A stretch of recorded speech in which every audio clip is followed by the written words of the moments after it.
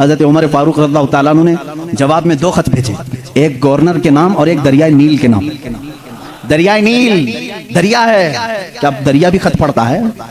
हुदैबिया के मौके पर हुजूर सल्लल्लाहु अलैहि वसल्लम ने सिर्फ इतना फरमा दिया था, 1400 सहाबा मक्का के लिए निकले हुजूर के साथ उम्रा करने के लिए। सुनो, उम्रा करने के लिए निकले, एहराम पहन करके निकले, लेकिन मक्का के काफिरों ने बीच रास्ते में रोक लिया, कहा तुम उम्रा नहीं जा सकते, नहीं जाओगे। हुजूर सल्लल्लाहु अलैहि वसल्लम को उन लोगों ने बीच रास्ते में रोक लिया। 35 किलोमीटर मक्का बाकी है, सोचो 450 किलोमीटर का फासला है मक्का मदीना। मदीने से जो चल करके साहबा आए हों, तकरीबन 400 किलोमीटर चले हों, और उनको करीब मक्का के आकर के कह दिया जाए अब तुम नहीं जा सकते, उम्रा नहीं कर सकते, उनकी हालत क्या होनी चाहिए? साहबा जोश में थे, कहा या रसूल अल्लाह सल्लल्लाहु अलैहि वसल्लम इजाजत दें, हम इनके परखचे उड़ा दें। बदर भी हो चुकी थी, ओहद भी हो चुकी थी, खंदक भी हो चुकी थी, सारी जंगों में साहबा ने अपने जौहर दिखा भी चुके थे। ये 6 हिजरी का मामला है, सन 6 हिजरी में हुदैबिया का मामला आया। हुजूर सल्लल्लाहु अलैहि वसल्लम अपनी निगाह नबूवत से देख रहे थे। आपने फरमाया नहीं, जंग नहीं चाहता मैं, इसलिए कि हम हालत एहराम में हैं, हालत एहराम में हम जंग नहीं चाहते। हुजूर ने सुलह की बात कर ली मक्का वालों से, वो बज़ाहिर दब करके सुलह लग रही थी, तो उसमें हजरत उमर सबसे ज्यादा बेकरार थे, सबसे ज्यादा बेकरार। साहबा से वो बार बार पूछते थे क्या हम हक पर नहीं, हमको जंग की इजाजत क्यों नहीं मिल रही है? ये मक्का वालों को हम बराबर बता देंगे, आज तो हम 1400 की तादाद में है, बदर में तो सिर्फ 313। हुजूर क्यों नहीं इजाजत दे रहे हैं? हुजूर सल्लल्लाहु ताला अलैहि वसल्लम ने मना कर दिया, नहीं मैं सुलहनामा लिख रहा हूँ। हुजूर सल्लल्लाहु ताला अलैहि वसल्लम के पास हजरत उमर आए, हुजूर के बाजू पकड़ करके जोश में पूछने लगे, आका क्या हम हक पर नहीं हैं, क्यों आप इजाजत नहीं दे रहे? हुजूर ने फरमाया उमर जो मैं देख रहा हूँ वो तुम नहीं देख रहे। हजरत उमर बेकरार थे, ये नाफरमानी नहीं, बेकरारी आपकी जो थी वो फर्दे जिहाद में थी। हुजूर सल्लल्लाहु अलैहि वसल्लम को कैसे कोई उम्रा से रोक सकता है, इस बात की बेकरारी थी। हजरत उमर ने ये सोचा कि अबू बकर को मना लूं, अबू बकर मान गए तो रसूलुल्लाह को भी ये मना लेंगे। हजरत अबू बकर के पास आए, सिद्दीक अकबर रज़ियल्लाहु ताला अन्हु को उन्होंने जोर से कहा, ए अबू बकर आप नहीं देख रहे हम 1400 की तादाद में और रसूलुल्लाह सल्लल्लाहु अलैहि वसल्लम सुलह लिख रहे हैं मक्का वालों के साथ, सुलह वो भी ऐसी सुलह कि हमारी उसमें इज्जत नहीं है। मक्का वाले ऐसी सुलह लिखा रहे थे कि जिसमें उनके ही फायदे थे, मदीने वालों के फायदे नहीं थे। हजरत उमर बार बार कह रहे थे, हजरत अबू बकर सिद्दीक को चला लाया, उनके हाथ झटक दिए। हजरत अबू बकर सिद्दीक ने कहा इल्ज़म ग़र्ज़क या उमर, ऐ उमर अपना होश संभाल, तू किसके फैसले पर बात कर रहा है? वो मोहम्मद रसूलुल्लाह सल्लल्लाहु ताला अलैहि वसल्लम, अल्लाह के रसूल सल्लल्लाहु अलैहि वसल्लम, जंग कहें तो जंग है, सुलह कहें तो सुलह है। मेरा ईमान है कि रसूल जो करते हैं वो अपनी तबीयत से नहीं, वो वही इलाही से करते हैं। हजरत उमर ने कहा उस दिन मुझे एहसास हुआ कि ईमान क्या है, रसूलुल्लाह की हर बात को मिनान तस्लीम करना, ये सिद्दीक अकबर से सीखो। उसको उस सुलह को हजरत उमर ने तस्लीम किया। ये सिद्दीक अकबर रज़ियल्लाहु ताला अन्हु की ज़ात तय्यबा थी। मेरे अजीजों, अगर इन्हीं पर पूरी बात खत्म हो जाएगी, मेरा वक्त निकल जाएगा। सैयदना अबू बकर सिद्दीक रज़ियल्लाहु ताला अन्हु तकरीबन 2 साल और चंद माह आपने खिलाफत के उमूर को संभाला, और आपकी उम्र मुबारका 60 साल से तजावुज़ कर चुकी थी, 63 साल के करीब आपकी भी उम्र मुबारका थी। ठंडियों की वजह से आप गौसल फरमाए और उसी में बीमार हुए। जमादिल आखिर का महीना था, जमादिल आखिर की 18 तारीख थी, जब सैयदना अबू बकर सिद्दीक रज़ियल्लाहु ताला अन्हु अपने चंद सहाबा को जमा किया और क्या वसीयत की जानते हैं कि ये मेरा आखिरी वक्त है, मैं खिलाफत को 6 सहाबा के हवाले करके जा रहा हूँ जो अशरा मुबशरा में से थे। हजरत उस्मान थे, हजरत अली थे, हजरत उमर थे, हजरत तलहा थे, हजरत अब्दुर्रहमान बिन औफ थे, ये सहाबा साद रज़ियल्लाहु ताला अन्हु थे। ये सहाबा के हवाले करके जाते हैं, ये आपस में जिसको खलीफा बनाए, ऐ मुसलमानों तुम उसको खलीफा मान लेना। देखें खिलाफत के मामला कैसे चल रहे हैं, वो मैं आज आपको डिटेल में ले जा रहा हूँ। यह 18 जमादिल आखिर की तारीख थी जब हजरत अबू बकर सिद्दीक रज़ियल्लाहु ताला अन्हु अपने घर वालों के साथ बैठे, आखिरी वसीयत ये करते हैं मेरा इंतकाल हो जाए, मुझे गुस्ल दिया जाए, कफन दिया जाए, तो दफन करने से पहले मेरे जनाजे को रसूल करीम सल्लल्लाहु अलैहि वसल्लम के हुजरे के सामने लाकर रखना। हुजूर सल्लल्लाहु अलैहि वसल्लम का मज़ार अक़दस कहाँ था? आयशा सिद्दीक़ा का हुजरा था और दरवाजा लगता था, वो एक कमरा था, दरवाजा था। हज़रत अबू बकर कहते हैं उस दरवाजे के पास जनाजे को लाकर रख देना और खबरदार कहीं ले जाकर के उठाकर दफन न करना, बल्कि बाहर खड़े होकर के इजाजत मांगना। ऐ अल्लाह के रसूल, तुम्हारा रफीक, तुम्हारा दोस्त आपके बगल में दफन होने की इजाजत मांगता है, अगर रसूल करीम सल्लल्लाहु अलैहि वसल्लम इजाजत दे दे तो मुझे हुजूर के पहलू में दफन कर देना। ये हो सकता है मेरे अजीजों, इस बात को शायद वहां भी सुन रहे होंगे तो तड़प जाना चाहिए कि सिद्दीक अकबर ने ये नहीं कहा, साहबा ने भी ये नहीं पूछा इजाजत, कब्र वाले से कैसे इजाजत? वो रसूल पाक कब्र में है और कहने वाला कोई आम आदमी नहीं, अबू बकर सिद्दीक है, खलीफतुल मुस्लिमीन है रज़ियल्लाहु अन्हु। साहबा ने भी कुछ भी कहा नहीं, ठीक है, सबको शायद अकीदा वही था जो आज बरेली के इमाम ने हमें दिया है। सहाबा का कीदा वही था, तू जिंदा है वल्लाह, तू जिंदा है वल्लाह, मेरी चश्मे आलम से छुप जाने वाले। इसीलिए उन्होंने नहीं कहा, पूछा नहीं। वफात हो गई, गुस्ल के बाद, तजहीज तकफीन के बाद जनाजा लाया गया और उनके मुताबिक सहाबा ने दरवाजे के बाहर खड़े होकर के पूछा भी, ए अल्लाह के रसूल, आपका रफीक, आपका खलील, आपका यार गार आपके पहलू में दफन होना चाहता है। सहाबा का अकीदा देखो, मुलाहिजा करो। उस वक्त फरमाते हैं साहबा बाहर थे, अचानक दरवाजे की चटखनी खुली, दरवाजा खुल गया, कब्र अथर से आवाज आई, अदखिलुल हबीब इलल हबीब, हबीब को हबीब के साथ दाखिल करो। अज़ीज़ान गिरामी, रसूल करीम सल्लल्लाहु तआला अलैहि वसल्लम की इस आवाज़ को कौन नहीं पहचानता था। सिद्दीक़ अकबर रज़ियल्लाहु तआला अन्हु को इजाज़त के बाद दफन किया गया है। हुज़ूर अकरम सल्लल्लाहु तआला अलैहि वसल्लम के पहलू में वो आराम फरमाए हैं। सिद्दीक़ अकबर की क्या ज़ात है मेरे अज़ीज़ों, दुनिया में थे तो रसूल के साथ रहे, कब्र में हैं तो रसूल के साथ हैं। मेरे आका ने फरमाया, क़यामत की सूर फूंकने के बाद दुनिया की सरजमीन से सबसे पहले उठने वाला मैं होऊंगा, दूसरे नंबर पर अबू बकर सिद्दीक़ होंगे, तीसरे हज़रत उमर होंगे। हुज़ूर खुद फरमाते हैं, ऐ लोगों तुम्हें मालूम है महशर के मैदान में मैं किस तरह से आऊंगा। मेरे आका फरमाते हैं, मैं अपनी कब्र से उठूंगा, अबू बकर व उमर उठेंगे, मैं दोनों के हाथों पर कंधे, दोनों के कंधों पर अपना हाथ रख करके मैदान महशर में आऊंगा। अल्लाह अल्लाह, वो जलवा कैसे होगा जब एक वजीर इस तरफ हो, दूसरा वजीर उस तरफ हो, बादशाह हिकमत बीच में हो। वो क़यामत के दिन है। इसीलिए मेरे अजीजों, रसूल करीम सल्लल्लाहु तआला अलैहि वसल्लम की बादशाहत आज भी है या नहीं? बादशाह किसको तस्लीम करते हो? बादशाह किसको मानते हो? रसूल करीम सल्लल्लाहु अलैहि वसल्लम को। एक मुहक्किक ने बड़े अच्छे अंदाज में मुझसे एक बात कही थी कि दुनिया का निजाम है कि जब बादशाह कुर्सी पे होता है तो वजीर उसके पहलू में होते हैं। वजीर इधर है, इधर कोई वजीर बैठा है। बादशाह जब उठ के चला गया तो वजीर भी चले जाते हैं, वजीरों की कुर्सियां भी खाली होती। बादशाह जब तक बैठा है वजीर भी बैठे हुए हैं। जब तक बादशाह कुर्सी पर है वजीर भी हैं। वजीरों का अगल बगल होना भी इस बात की अलामत है कि निजाम सल्तनत चल रहा है, निजाम सल्तनत चल रहा है। ऐ लोगों, तुम किस खाम ख्याली में हो? क्यों किसी की जय विजय पुकारते हो? क्यों किसी को बादशाह तस्लीम करते हो? अल्लाह के हबीब मोहम्मद रसूलुल्लाह सल्लल्लाहु अलैहि वसल्लम दुनिया में जब थे तब वो शाह थे, वो बादशाह थे। अपनी कब्र अथर में जब गए तो एक पहलू में सिद्दीक़ अकबर लेटे हैं और आगे के पहलू में उमर फारूक लेटे हैं। ये इस बात की अलामत है वजीर अब भी अगल बगल हैं और बादशाह अपनी कुर्सी बादशाहत पर कायम है। वो जिंदा है वल्लाह, तू जिंदा है वल्लाह, मेरी चश्मे आलम से छुप जाने वाले। जब तक ये कब्रों का मंजर कायम रहेगा समझना रसूलुल्लाह की बादशाहत कायम रहेगी। आई नई हुकूमत, सिक्का नया चलेगा, आलम में रंग बदला, सुबह शबे विलादत बुझ गई जिसके आगे सभी मशालें, शम्मा वो लेकर आया हमारा नबी। मेरे अजीजों, उस नबी का दौर खत्म नहीं हुआ, उस नबी का दौर अब भी बाकी है, उस नबी का दौर अब भी बाकी है।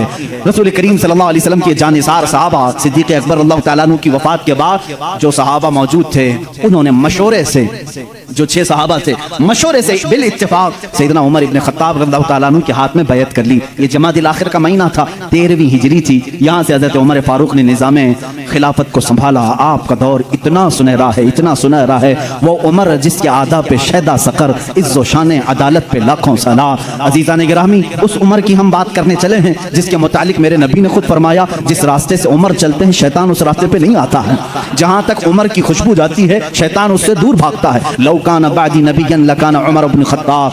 हुजूर सल्लल्लाहु अलैहि वसल्लम फरमाते हैं, अगर मेरे बाद कोई नबी हो सकता तो उमर इब्न खत्ताब होते, लेकिन मैं खातमुन नबीयीन हूँ, मेरे बाद कोई नबी नहीं आ सकता। इसलिए कि उमर फारूक रज़ियल्लाहु तआला अन्हु की जुबान पाक ऐसे मशवरे होते थे। कई मरतबा का मामला ऐसा है, लोग अलग अलग मशवरे देते, हज़रत उमर जो मशवरा देते थे उसी के मुताबिक कुरान की आयत आ जाती थी। अल मुवाफ़िक़ु रअयिही लिल वही वल किताब, आपका लक़ब दिया गया। पर्दे के मामला जो आए औरतों पर, ये हज़रत उमर के मशवरे से आए। अजान देने के जो अल्फाज हैं ये हज़रत उमर के मशवरे से हैं। ये तमाम मामलात में हज़रत उमर ने खुद मशवरा दिया था और अल्लाह ने हुक्म भी वैसे ही नाजिल फरमाया।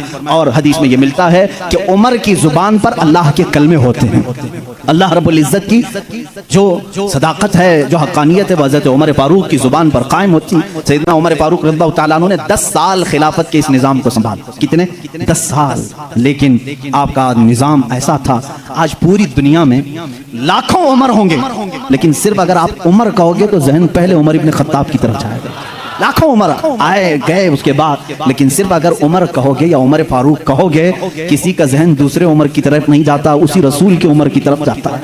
अपने तो अपने गैरों ने भी मिसाल थी, गैरों ने भी मिसाल थी। हिंदुस्तान की यहाँ पर गांधी जी को आप कौन नहीं जानता? नहीं जानोगे तो विटामिन एम भी नहीं रख सकते। गांधी जी ने खुद अपने तहरीर में लिखा है, मौजूद है ये बात, मोहनदास करमचंद गांधी की बात कर रहा हूं कि मेरे पास हमारे पुराने लोगों की तारीख पेश करने के लिए कोई चीज नहीं है, क्योंकि जिन भगवानों का तज़किरा आज किया जाता है, गांधी जी ने कहा मुझे मालूम नहीं वो हकीकत में थे भी कि नहीं थे। ये मैं दूसरों की बात नहीं कर रहा हूं, इसीलिए तो गांधी जी को आरएसएस वाले नहीं मानते। हाँ, साफ बात मैं बता रहा हूं। उन्होंने लिखा है कि मुझे मालूम नहीं कि हमारे मजहब की जो शख्सियत हैं वो हकीकत में थी भी कि नहीं थी, लेकिन हिंदुस्तान की पार्लियामेंट अब कायम होगी तो जो भी संभालेगा मैं उसको दो नाम दे सकता हूं कि उनकी तरह संभालो, एक अबू बकर दूसरे उमर का। कहा कि ये दो नाम खाली ख्याली नहीं है, फील्ड पर थे और करके दिखाया। गांधी जी पढ़े लिखे आदमी थे और हिस्ट्री के वो शौकीन भी रहे, जिसकी वजह से तारीख में इस तरह की दिलचस्पी थी। इन शख्सियत का हवाला क्यों दिया, कुछ लोगों ने पूछा भी। कहा कि निज़ाम खिलाफत, निज़ाम हुकूमत संभालने का मतलब ये नहीं है कि कुर्सी पर बैठे और किसी किले की फसील पर चढ़ करके सिर्फ चिल्लाए। ये निज़ाम हुकूमत संभालने का मतलब नहीं है। निज़ाम हुकूमत संभालना अगर चाहते हो, तुम्हें अगर कुर्सी पर बिठाया गया है तो दूसरी सबसे बड़ी तुम्हारी जिम्मेदारी क्या होती है, वो ये दो खलीफा की जिंदगी में देखो। हज़रत उमर कहते हैं मैं ढूंढ करके गरीबों की मदद करना चाहता था, जो बेकस है, जो मजबूर है। मुझे मदीने में एक बूढ़ी ऐसी मिली जिसका कोई नहीं था, वो गरीब भी थी, लाचार थी। हज़रत उमर कहते हैं मैंने सोचा इस बूढ़ी की खिदमत करूंगा इसके घर में जा करके, लेकिन किसी को पता ना चले। हज़रत उमर कहते हैं मैं सुबह जब गया उसके घर पर, उसके घर का कचरा पूरा साफ था, बर्तन धोए हुए थे, उसका बिस्तर झाड़ा हुआ, लेकिन वो औरत अपने बिस्तर से उठने के भी काबिल नहीं थी, बूढ़ी औरत थी। हज़रत उमर कहते हैं दूसरे दिन मैं गया, फिर साफ सुथरा था, ये बूढ़ी औरत कैसे काम कर जाती है अपने घर के। तीसरे दिन वो कहते हैं मैं फजर की नमाज से पहले छुप कर देखना चाहता था यह औरत अपने हाथों से कैसे घर की सफाई करती, लेकिन वो कहते हैं मैं चौंक गया। दरवाजे पर एक कोई शख्स आया, कंबल ओढ़े हुए, जल्दी जल्दी झाड़ू झाड़ रहा है, बर्तन मांज रहा है, बिस्तर सलीके से लगा रहा है। अजान हुई और फौरन बाहर निकला। हज़रत उमर कहते हैं मैं इस असरार खादिम को देखने के लिए आगे बढ़ा, कंबल उठाया तो वो सिद्दीक़ अकबर थे, खलीफतुल मुस्लिमीन, वक्त का खलीफा। इसीलिए तो खैरों ने मुतासिर होकर के कहा दिन में अगर वो निज़ाम खिलाफत संभालते थे तो रात को अपनी रियाया की खबरगिरी भी करते थे, रात को अपनी रियाया की खबरगिरी करते थे। यही हाल सैयदना उमर इब्न खत्ताब का है। हज़रत उमर रज़ियल्लाहु तआला अन्हु गश्त करते थे मदीने की गलियों में। एक बार तो ऐसा हुआ कि मुल्के शाम से वापस आ रहे थे, हज़रत उमर एक घर के पास रुक गए। उस घर की औरत जानती नहीं थी। हज़रत उमर इस तरह से अजनबी लोगों को पूछते भी रहते थे। ये फोटो मीडिया और सोशल मीडिया का दौर भी नहीं था कि हर बादशाह का रोजाना फोटो छपना लाजिम हो, नहीं जानते थे। बहुत सारे लोग चेहरे से भी नहीं वाकिफ होते थे। हज़रत उमर वहाँ रुक गए, उस खातून से पूछा खलीफतुल मुस्लिमीन उमर इब्न खत्ताब के बारे में जानती हो? वो कहती हाँ जानती हूँ, बहुत अच्छा आदमी, लेकिन मेरी उसको खबर नहीं, मेरी उसको खबर नहीं। कहा क्यों? कहा मुझ तक उसका गल्ला पहुंचा नहीं है, मेरे घर में भी फाका है। हज़रत उमर ने कहा उमर अमीरुल मोमिनीन वो मदीने में रहता है, तेरे तक खबर कैसे पहुंचेगी, इतनी दूर तू रहती है मुल्के शाम के रास्ते में। उस बूढ़ी औरत ने कहा अगर उसको यहाँ तक की खबर नहीं पहुंच सकती तो उसे खलीफा भी नहीं बनना चाहिए। अगर इतने दूर की किसी गरीब की खबर उसको नहीं पहुंचती तो उसे खलीफा भी नहीं होना चाहिए। हज़रत उमर उस रात इतना रोए कि उनकी दाढ़ी भीग गई। सच कहा इस खातून ने, गए बाजार से सामान खरीद कर अपने कंधे पर उठा लाए और उस औरत के घर पहुंचा है। एक घर मदीने का ऐसा भी आपने देखा जहां रात को औरत अपने बच्चों को थपक कर सुलाती थी और हांडी में कुछ जल रहा होता था, आग लगी है, हांडी में पकने की आवाज आती। हज़रत उमर देख रहे थे, आवाज सुन रहे थे, बच्चों को माँ कह रही सो जाओ सो जाओ, बच्चे कह रहे माँ तो रोजाना यही बोल के सुलाती है, 2 दिन से पक रहा है, कब पकता है, हम रात को भूखे सो जाते हैं। हज़रत उमर दस्तक देते हैं, उस घर वाली से पूछते हैं क्या मामला? कहा घर में कुछ भी नहीं। फिर ये हांडी में क्या है? कहा पानी और पत्थर रखे हूँ बच्चों को बहलाने के लिए, कि इसी आस में सो जाएंगे।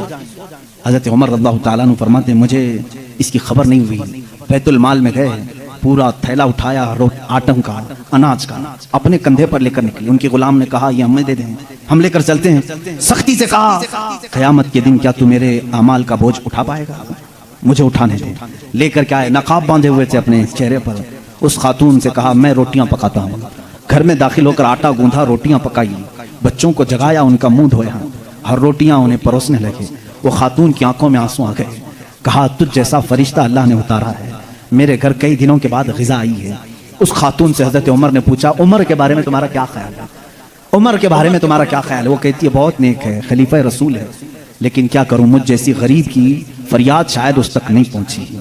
अगर मेरे बच्चे भूखे मर गए तो मैं क़यामत के दिन ये शिकायत ज़रूर करूंगी। हजरत उमर हिचकियां लग गई, जोर से हिचकियां आ गई हजरत उमर को। वो खातून कहने लगी, मेरे भाई तुझे क्यों इस बात का खौफ है, तुझे क्यों इस बात का डर है, तू क्यों रो रहा है? हजरत उमर जिनकी आंखें लाल हो चुकी थी, गम की वजह से बदन पे कपकपी थी, नकाब हटाया, उस खातून को कहा, उमर इब्ने खत्ताब मैं ही। वो खातून मचल गई और कहा, ऐ रब्बे-जुल जलाल तू गवाह हो जा, मैं उमर की यहाँ पर भी गवाही देता हूँ और क़यामत के दिन भी गवाही दूंगी कि अगर किसी गरीब की खबरगिरी कोई कर सकता है तो वो उमर इब्ने खत्ताब है। एक साल पूरे मदीने में कहता गया, वो पूरे साल तक हजरत उमर फारूक ने सालन नहीं खाया, सालन नहीं खाया, रोटी को पानी में भिगोते थे, खाते थे। लोग कहते थे आप क्यों नहीं खा रहे हैं, आप खलीफा हैं? कहते थे कहत का दौर है, पता नहीं कौन भूखा है और कौन खाया है, मैं उस वक्त तक नरम नहीं खाऊंगा जब तक मेरी पूरी रियाया खुशहाल ना हो जाए।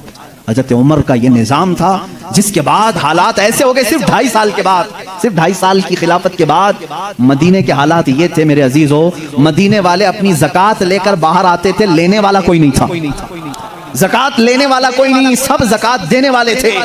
सिद्दीक़ उमर इब्ने खत्ताब रज़ियल्लाहु ताला अन्हु ने इतना कैपेबल कर दिया था, हज़रत मुआज़ बिन जबल यमन से वहाँ का माले गनीमत मदीने में भेजते हैं हज़रत उमर के पास कि मदीने के गुरबा और मसाकिन में ये बांट दें। बहुत माल आया था, हज़रत उमर ने वो ज़कात के माल को हज़रत मुआज़ बिन जबल पर ये कह करके वापस कर दिया, मदीने में अब कोई फ़कीर नहीं रह गया, सब ज़कात निकालते हैं, इसका कोई मुस्तहिक नहीं, यमन में ही बांट दो। हज़रत मुआज़ ने फिर दोबारा भेजा कि यमन में भी कोई फ़कीर बाकी नहीं है, जो थे उनको बांटने के बाद ये भेजा गया है। हजरत उमर ने वो माल दूर के किसी मुल्क भेजा जहां फुकरा व मसाकिन से ये निज़ाम अदल अगर कोई कायम कर सकता है तो वो उमर इब्ने खत्ताब है रज़ियल्लाहु ताला।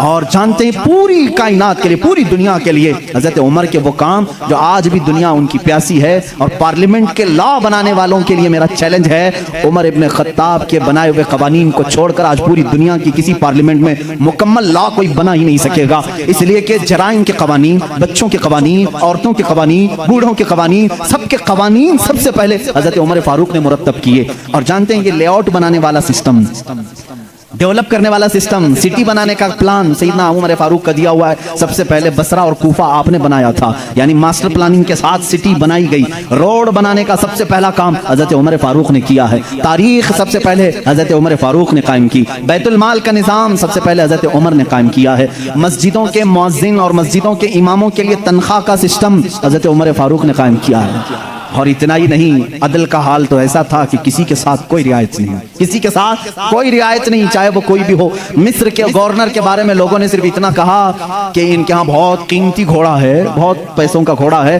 और इनका लिबास बहुत महंगा है, ये गवर्नर हैं। हजरत उमर के पास ये शिकायत आई, उनको बुलाया और बुला करके कहा तू रियाया के साथ क्या करने के लिए तुझे भेजा गया? वहाँ के पैसों से तूने कीमती घोड़ा खरीदा, कीमती लिबास पहना। वो उनकी गवर्नरी को माजूल करके 100 बकरियां खरीद करके उनको दिया कि अब जिंदगी भर ये बकरियां तू चराएगा। बकरियां चराने पर गवर्नर को रख दिया। ये उनके मामलात में फिर कोई कुछ नहीं कह सकता था। बड़े बड़े साहबा हजरत साद इब्ने अबी वक्कास को माजूल कर दिया था। खालिद बिन वलीद रज़ियल्लाहु ताला अन्हु जिनको सैफुल्लाह कहा जाता है, जिस जिहाद में भी वो जाते थे फतह होना लाजमी हो जाता था, ये तो सबको मालूम है। हजरत खालिद बिन वलीद अपनी जिंदगी में इतनी जंगें की हैं, कोई जंग में शिकस्त नहीं हुई। उनका ये फख्र था, जब जिहालत में थे ना, इस्लाम नहीं लाए थे, वो जंगे ओहद के सिपह सालार बन के आए थे, उसमें भी उनको ही फतह मिली थी। कहते कुफ्र की हालत में भी अल्लाह ने फतह ही दी थी, इस्लाम में आए तब भी अल्लाह ने फतह ही लिखी थी।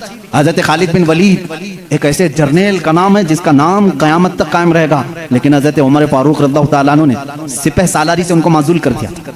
सस्पेंड करना मामूली बात नहीं, लेकिन हजरत उमर क्यों करते थे जानते हैं? बाज लोग इसको नुक्ताचीनी करते हैं, हजरत उमर इसको हटाए उसको हटाए। हजरत उमर फारूक रज़ियल्लाहु ताला अन्हु के पास कुछ लोग सिफारिश लेकर के आए, खालिद बिन वलीद के बगैर जिहाद का मैदान कैसे होगा? उनको आपने माजूल किया, कहा माजूल किया हूं, लेकिन सिपाही बन करके वो जाएंगे, सिपाही बन करके जाएंगे, सिपाही सालार कोई और होगा। साहबा ने पूछा इस फैसले को लेने में कोई हिकमत है अमीरुल मोमिनीन? अल्लाह अल्लाह तवक्कुल देखें। अमीरुल मोमिनीन ने कहा हाँ जरूर हिकमत है। मैं मुसलमानों को यह बताना चाहता हूं कि कोई जिहाद, कोई जंग खालिद बिन वलीद की वजह से फतह नहीं होती, अल्लाह की मदद से होती है। सारे लोग ये डिपेंड होकर के ना बैठ जाएं कि इसी की वजह से होती है। मैं इस उसूल को तोड़ना चाहता हूं, फतह जो मिलती है वो अल्लाह की तरफ से होती है। ये यकीन देना था, बस इसलिए मैंने माजूल किया है। और यकीन तवक्कुल ऐसा हजरत उमर फारूक रज़ियल्लाहु ताला अन्हु का किताबों में लिखा है। मिस्र के गवर्नर उन्होंने एक बुरी रस्म के मुतालिक खत लिख करके भेजा। दरियाए नील सूख जाता था हर साल, वहाँ के लोग अपनी 16 साल की एक नौजवान लड़की को ज़बह करते, उसकी बलि चढ़ाते थे।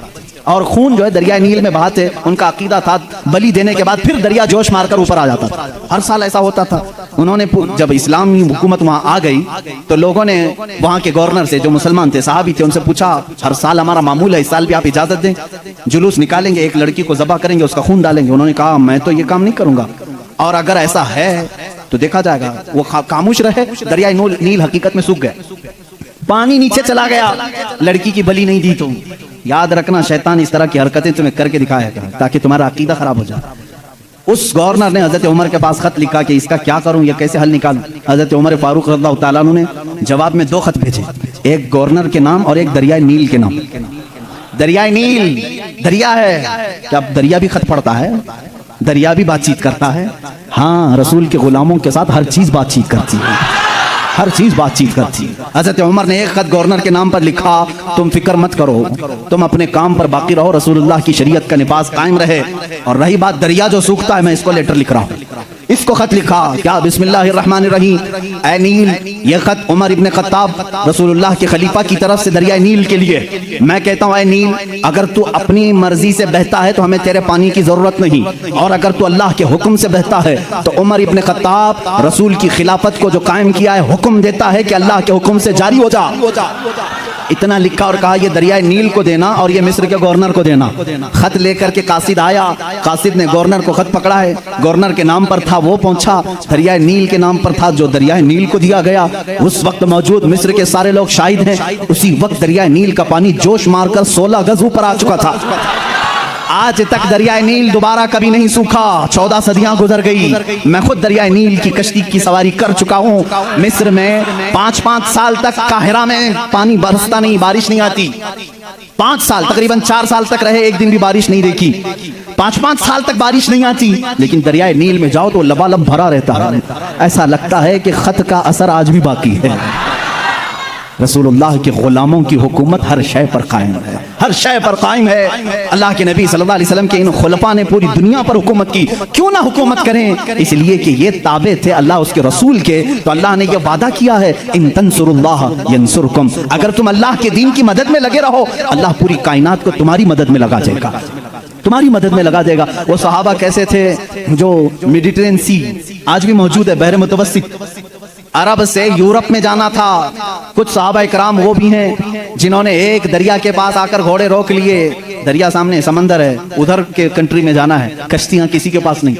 जो जर्नल साहबी थे, सिपाही सालार, सबों ने कहा क्या करें, यहाँ दरिया कश्ती कोई नहीं लाया, हम वापस चलें, दूसरा कोई रास्ता देखें। उस साहबी ने कहा बहुत लंबा सफर करके आए, वापसी का कोई रास्ता नहीं हो सकता।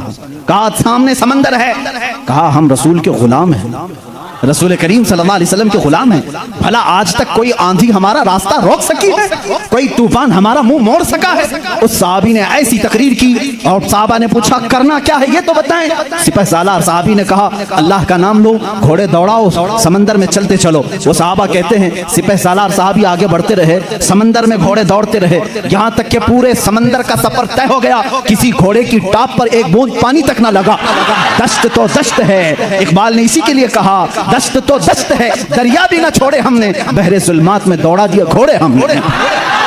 दी अज़ानें कभी यूरोप की कलीसाओं में तो कभी अफ्रीका के तपते हुए सहराओं में। आ गया ऐन लड़ाई में गर वक्ते नमाज, किबला रूहों की जमीन बोस हुई कौमे हिजाज। एक ही सफ में खड़े हो गए महमूद अयाज, न कोई बंदा रहा न कोई बंदा नवाज। ये हमारी तारीख है, ये हमारी शान है। सैयदना उमर इब्न खत्ताब रज़ियल्लाहु तआला अन्हु के दौरे खिलाफत के सुनहरे काम बहुत तवील है मेरे अजीजों। उस निज़ाम अदल को मैं आज भी चैलेंज करता हूँ। गस्सान का एक बादशाह इस्लाम में आया है, इस्लाम कबूल करके आया है, हज के लिए निकले खुशी में सारे मुसलमान, हज़रत उमर भी उसमें साथ में थे, खलीफा थे।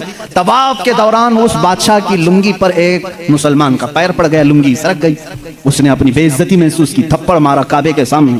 उस मुसलमान को बहुत उसने मारा, वो जख्मी हो गए। उन्होंने शिकायत की हज़रत उमर फारूक के पास। आदिल, वो अदल की पैकर जो निज़ाम रसूल से जरा बराबर हट कर कभी फैसला नहीं करता।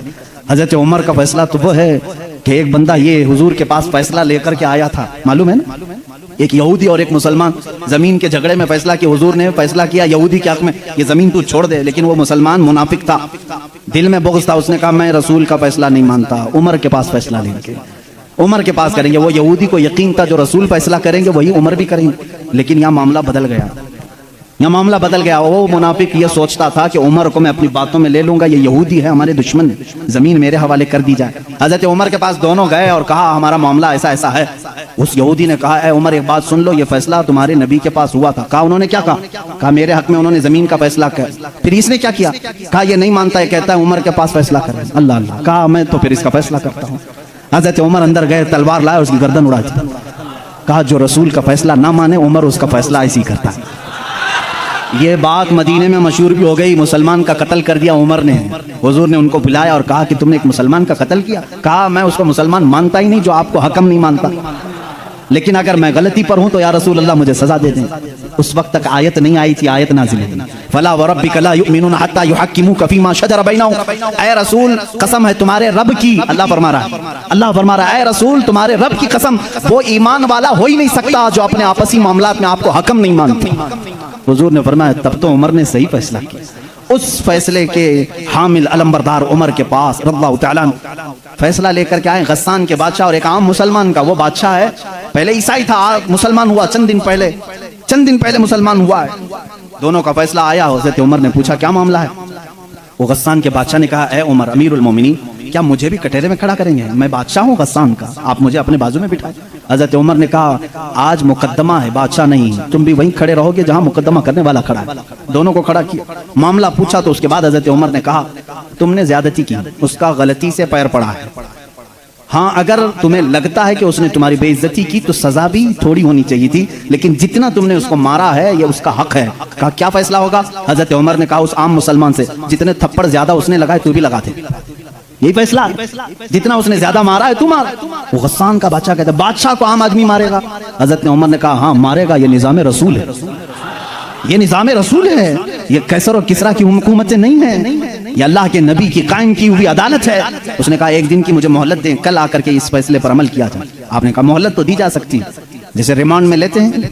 उसको छोड़ा गया, लेकिन वो बादशाह फरार होकर के भाग गया और इस्लाम भी छोड़ दिया, मुर्तद होके चला गया। हज़रत उमर ने उस दिन कहा, कुछ लोग कहने लगे हज़रत उमर उसके हक में बात करते तो बादशाह आज मुसलमान रहता। ऐसी कुछ बातें भोली भाली लोग करते हैं, ऐसा करते तो अच्छा होता, ऐसा नहीं करना चाहिए था। हज़रत उमर ने जलाल में कहा इस तरह के 1000 छोड़कर जाएं तो जाएं, लेकिन निज़ाम रसूल का एक हर्फ भी मैं अपने हाथ सामने से जाने नहीं दूंगा। अदल के तकाज़ों को पूरा मैं हमेशा होता रहने दूंगा। ये सैयदना उमर फारूक की अदालत थी। ये आज पीस एंड जस्टिस की बात करते हैं, उन लोगों से बात करते हैं जिनके पास उमर जैसी अदालत है। ऐ मेरे अजीजों, अदालत के नाम पर आज बड़ा धब्बा है। यहाँ पर बहुत सारे मामला हो सकता है, बहुत सारे लोग मेरे ऊपर इस बात का भी केस कर दें कि ये हद की अदालत है, अदालत की बेइज्जती करता है। हो सकता है मेरे अजीजों, मैं उस अदालत की इज्जत करता हूं जहां अदालत होती है। मैं उसको जज और आदिल नहीं मानता जो पार्लियामेंट की सीट की भूख में मस्जिदें बेच देता हो। मैं उसकी अदालत को नहीं तस्लीम करता जो एक कलील जमात को नजरअंदाज करके हाकिम पार्टी की तरफ बोलता है। मेरे अजीजों, ऐसे लोग दुनिया में बहुत सारे आए जो जमीर फरोश होते हैं, जमीर फरोश होते हैं।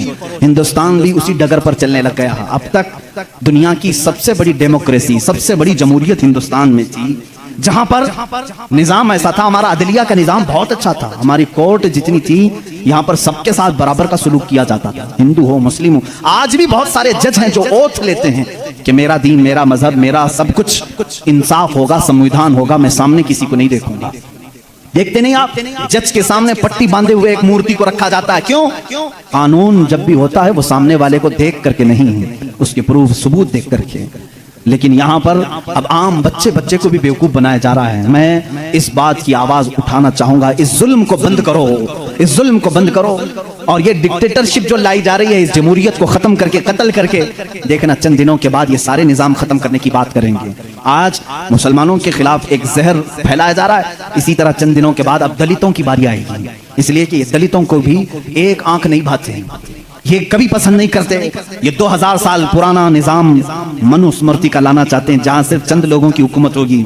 जानते हैं, तारीख उठा करके पढ़ो, इसी सरजमीन पर ऐसे जुल्म किए गए हैं जहां चंद ब्राह्मणों ने कम जात के लोगों के कान काटे हैं, जहां लोगों के कानों में गरम तेल डाले हैं, इसी सरजमीन पर कम जात के लोगों को कूड़ा करकट में घर बनाने पर मजबूर करते थे।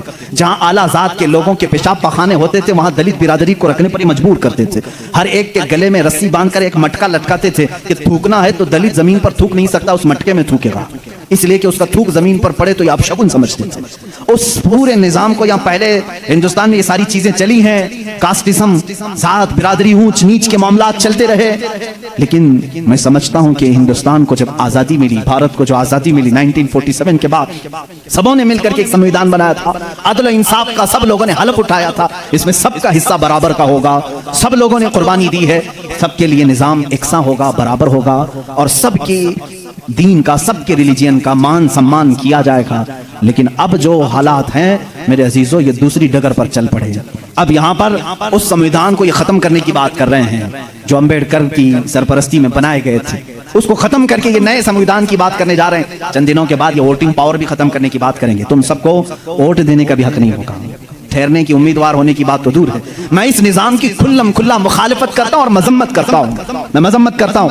हमारे लिए वही भारत और वही हिंदुस्तान अच्छा है जो हमारे बड़ों ने अपने खून की कुर्बानी से आजाद किया है।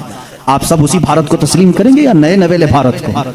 हम इस नवे नवेले भारत को जिस डगर पर ये ले जा रहे हैं कास्टिज्म के ऊपर, हम उसको नहीं तस्लीम करते। हम उस भारत को, उस संविधान को मानते हैं जहां अदल सबके लिए बराबर हो, सबके लिए बराबर हो। सुप्रीम कोर्ट को आजाद रखा जाए, वो सबके साथ बराबर का इंसाफ कर सके, चाहे वो तख्त पर बैठा हुआ आदमी हो, चाहे वो गरीब आदमी हो, सबके साथ बराबर का अदल कर सके। हिंदुस्तान ही की बात मैं अगर बताऊं, यहां पर एक बादशाह ऐसा भी गुजरा जिसके एक तीर से एक बच्चे की मौत हो गई थी, एक बच्चे की मौत हो गई। औरत जो बच्चे की मां थी वो मुकदमा कर दी चीफ जस्टिस के पास। उस वक्त के जो चीफ जस्टिस थे काजी सिराजुद्दौला, उन्होंने तलब किया बादशाह को तलब किया। इसी हिंदुस्तान की बात कर रहा हूं। औरत एक जगह खड़ी है, वक्त का बादशाह एक जगह खड़ा है। औरत ने कहा मेरे बच्चे को इनके तीर से मौत हो गई। बादशाह शिकार कर रहा था, चूक के तीर लग गया। बादशाह ने कहा हाँ मेरा तीर लगा तो है, गवाह भी हैं, सिपाही भी गवाह हैं, औरत भी गवाह है।